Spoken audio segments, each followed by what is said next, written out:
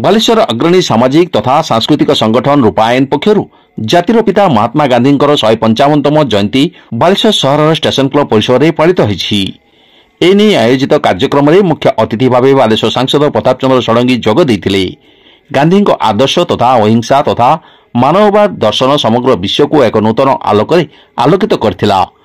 जड़े युग पुरुष भाव तांकर अहिंसा आंदोलन ही इंग्रेज कबलरू पराधीन भारतवर्ष को मुक्त कर बोली श्री षडंगी मत देइथिले।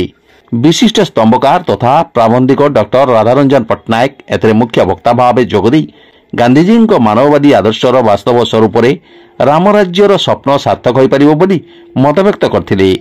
कवि प्रशांत दास, कवि अभय दास, कवि कालीपद पंडा प्रमुख सम्मानित अतिथि भाव जोगदी निज निजर वक्तव्य प्रदान करथिले।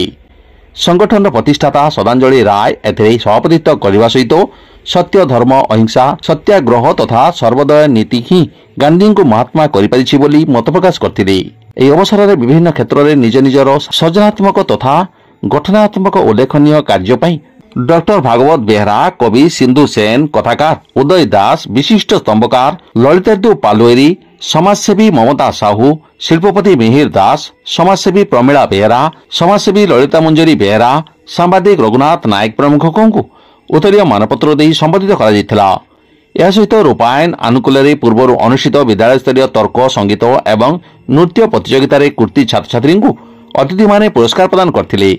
सभा कार्य प्रारंभ में कवि मधुसूदन मिश्र अतिथि मान को मंच आह्वान करथिबा बेले तापस कुमार साहू शेष में समस्त को धन्यवाद अर्पण करथिले। सभा पर रूपायन संगीत नृत्य विद्यालय छात्र छात्री माने समवेत संगीत परिवेशन करथिले। बालेश्वर सहर बहु विशिष्ट व्यक्ति यह कार्यक्रम में जोग देथिबार देखिबाकू मिलथिला। समस्त जानिथिबे पिल्ला माने भी मथे एठी अछंती। अक्टोबर 2 कहिले आमे गांधी जयंती भाबरे जानि थाउ।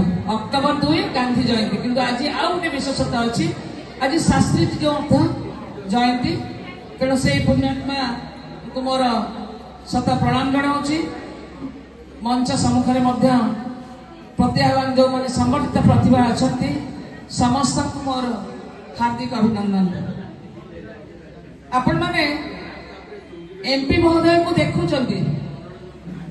टीवी देखी जो मैंने सोशल मीडिया देखी साधा सीधा मनीष जड़े सेमिति अट्टालिका कि बहुत बड़ बड़ प्रासाद जीवन बितेबार लक्ष्य नहीं। लक्ष्य केवल एतिकी अच्छी बालेश्वर विकास ओडिशार विकास समस्ते एति केवल जानी था जे आउ नहले द्वितीय कथा ना घर ना संसार ना लोभ ना माया कौन अच्छी जे माननीय सांसद प्रताप षडंगी महोदय खूब सुंदर भाव में वक्तव्य आपण मैंने शुणवे।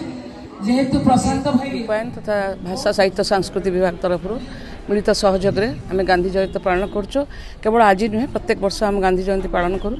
पिलामानक भितर प्रतियोगिता होता डिबेट म्यूजिक डांस कंपटीशन सब होता।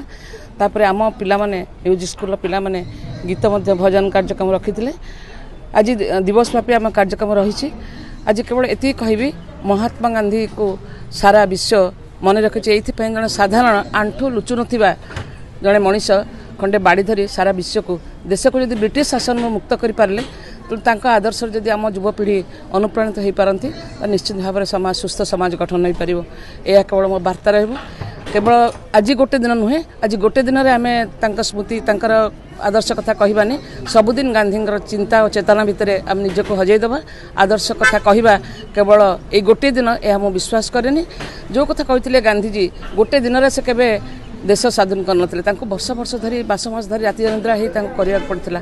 से विश्वास आत्मविश्वास अच्छी से साहस आ बलिदान आ आत्मविश्वास भितर ये समाज प्रति रहो ये केवल बार्ता जानी। रूपायन बहुत बड़ गोटे बहुत धन्याड़ अनुष्ठान नुहे। ये हूँ लोकों पाखरे साधारण लोकों पाखरे पहुँचे आ गोटे आपण मैंने जानते गोटे माने आदिवासी गाँव को से पोषग्राम करी। बहुत गाँव अच्छी किंतु आदिवासी गाँव को पोषग्राम करी निज भितर जो भल पाइबा टिकक अच्छी।